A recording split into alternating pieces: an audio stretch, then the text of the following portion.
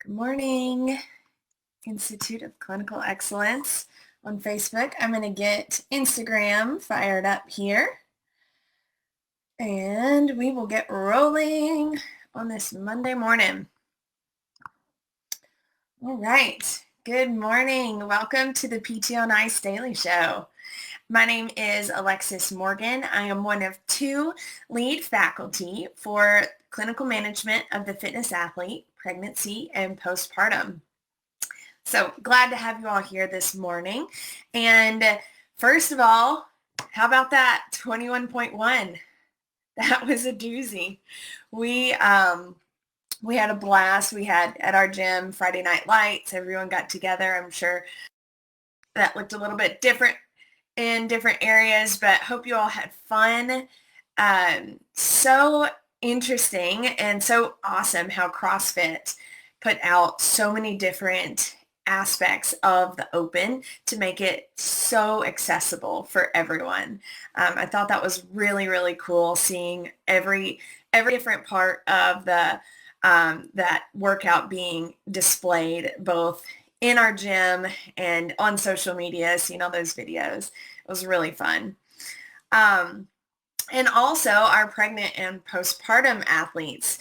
So as soon as that was announced, the faculty for this cohort was like, oh my goodness, modifying, going upside down, and double unders, a lot of double unders for pregnant and postpartum individuals. So if you didn't catch that, if you're going to do the workout today, be sure to go on our Instagram and you can share that as well.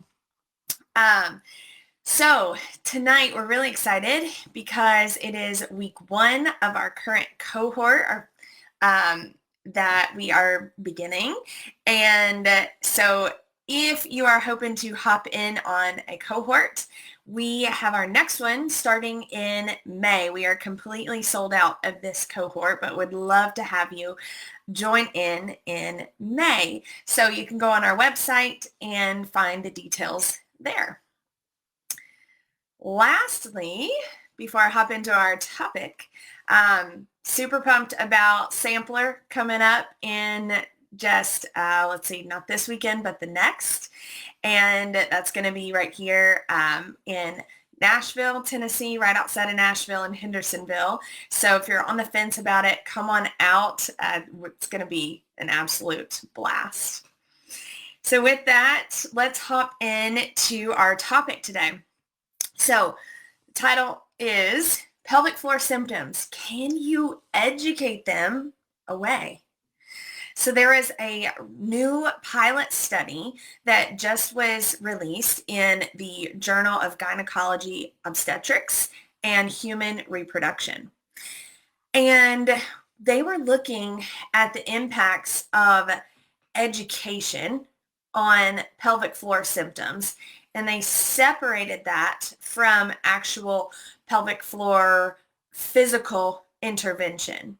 So we're going to get into the details of this study because I think it's so fascinating, and it's a pilot study. It's one of the first of its kind. So I think we're going to start seeing a lot more of this considering the really good results. So this is particularly an important topic for you if you don't identify as a pelvic floor therapist. Because what we're finding is that we can impact people's lives and people's symptoms just by simply educating them about what's going on. So let's dive in to this study, and I want to keep all of your attention as it's so important for every single one of us on here. So the population included in this study were women who were referred to pelvic floor PT. And what they looked at was 10 sessions over the course of 5 weeks. The first session was an hour eval, and the rest of the sessions were 30-minute treatments. Where this is different is they separated it out between sessions 1 through 4 being totally education based. And then 5 through 10 was an individualized approach where they actually did an internal exam and did specific pelvic floor muscle training.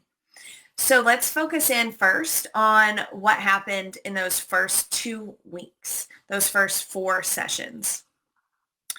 So on the first session, it was an assessment, a conversational assessment. What are you dealing with? What's going on? Share with me your pelvic floor symptoms. They filled out various pelvic floor questionnaires that we use, and they then were given a description of the pelvic floor. They actually showed them videos of what does it even mean when we say a pelvic floor contraction. The next session was all about teaching on the urinary system function. So they talked about a bladder diary or avoiding diary. And if you're not familiar with this is something that we go through in our course. But for a period of time, 24 hours, 3 days, for a period of time, you will fill out everything that you're intaking and all of your voids. We also have information, or a column rather, where they fill out where they are leaking, how much they are leaking, what activity is this interrupting. And what you can really see on that is how often are they going? What are their habits? Are they always going to the bathroom right before they're leaving the house? Or are we noticing that they're going to the bathroom 3 times while they're at the gym and in their gym hour? So by recognizing just what's going on that diary, they can really diagnose and treat an issue, again, without doing any type of physical intervention. This is purely a behavioral intervention. Again, on that second session, they were talking about improving micturition technique. So how are you peeing? What's your strategies for peeing? And how can we make that healthier? Because believe it or not, there are really good ways and not so good ways to pee. The third session was the analysis of that bladder diary. So the person comes back, they're looking at that bladder diary, and they're discussing all of those findings. And then they're providing interventions. Okay, when you go to the bathroom, I want to make sure you put your feet up and breathe so that you're getting everything out of your bladder and you feel like you can fully void. Or you just went to the bathroom at 1:30. So when you leave the house at 2, recognize that you can hold it and leave the house and then come back. So depending on what's going on, they provided those behavioral interventions. The fourth session was on the digestive system, bowel health, defecation health. How does the pelvic floor function when you need to poop? And what are the ways to make that healthier and more functional for you? And that was it for all of that education. So really we just talk about the pelvic floor. We talk about the urinary system. Then we intervene on what that bladder diary looks like for them. And then we talk about the digestive system. And with all of that came a lot of really cool findings. So we're going to dive into that now, just to show you how impactful just a few sessions, that's only an hour and a half's worth of education, can impact a person's life. So again, this is before an internal exam. What they looked at as far as the outcomes, 75% reported feeling better or much better. 75% of them. Only 4% reported absolutely no change. That's only 3 of the 68 people said, no change from the education. That means that, oh, and by the way, nobody said that they were any worse.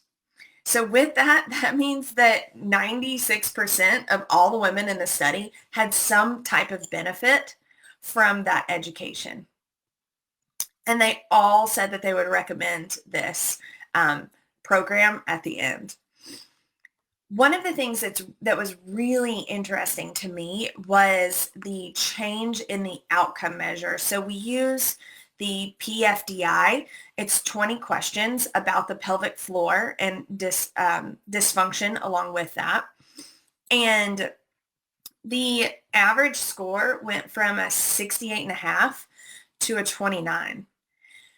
So the worst, the absolute worst that you could get is 100. And the absolute best is a 0. So a 0 would say, I have none of these issues. So after just education and some specific behavioral interventions, the score dropped from about 70% to 30%. That is huge. That's a massive change in somebody's life.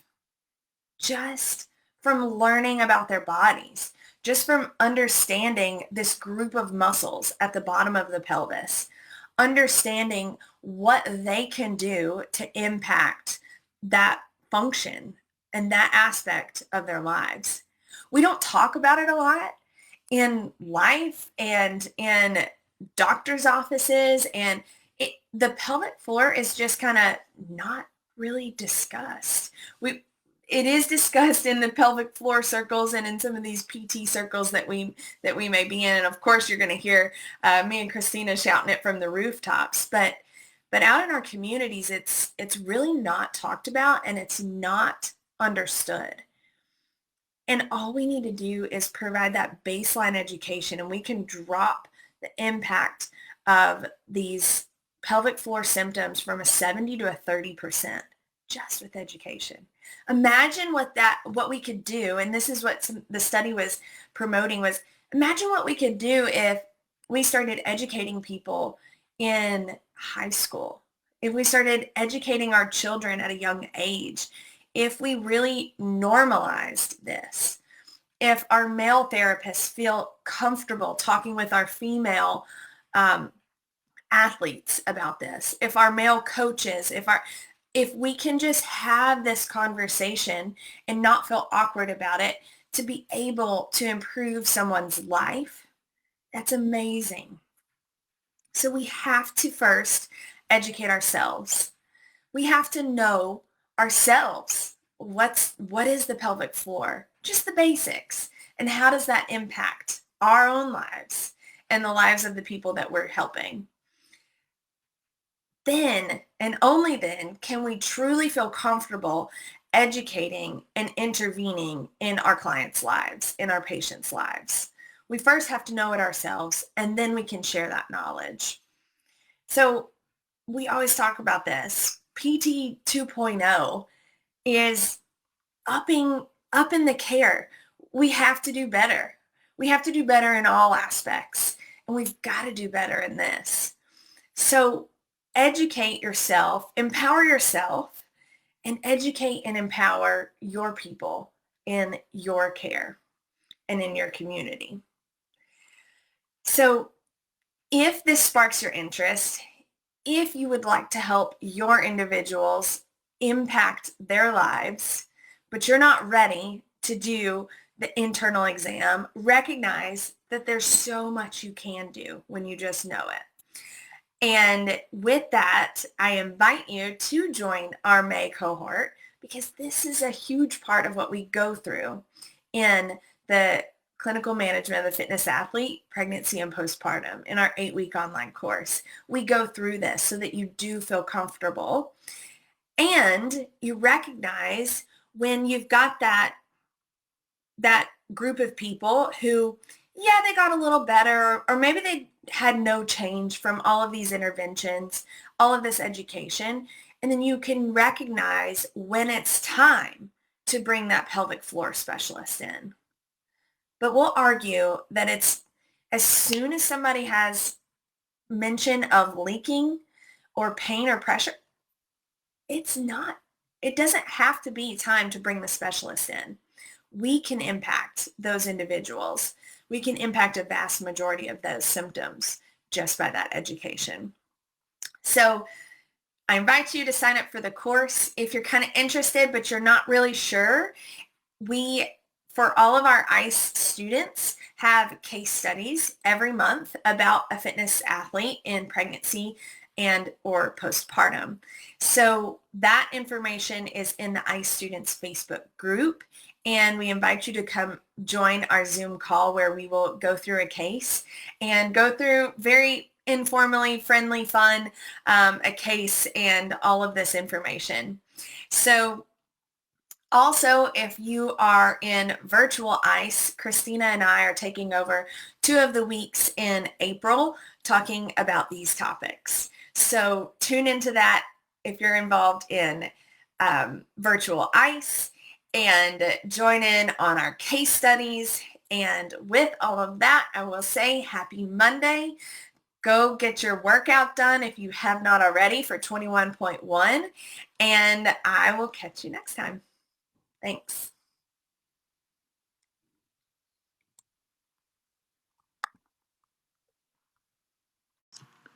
Hey, thanks for tuning in to the PT on Ice Daily Show. If you enjoyed this content, head on over to iTunes and leave us a review. And be sure to check us out on Facebook and Instagram at the Institute of Clinical Excellence. If you're interested in getting plugged into more ICE content on a weekly basis while earning CEUs from home, check out our virtual ICE online mentorship program at ptonice.com. While you're there, sign up for our Hump Day Hustling newsletter for a free email every Wednesday morning with our top 5 research articles and social media posts that we think are worth reading. Head over to ptonice.com and scroll to the bottom of the page to sign up.